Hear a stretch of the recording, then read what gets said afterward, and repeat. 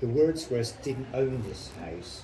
John Wordsworth, that's William's father, was allowed to live here with his family rent-free because he was working for a very rich man called Sir James Lowther, and it's Sir James Lowther that owns the house. And for as long as John is working for him, the family can enjoy this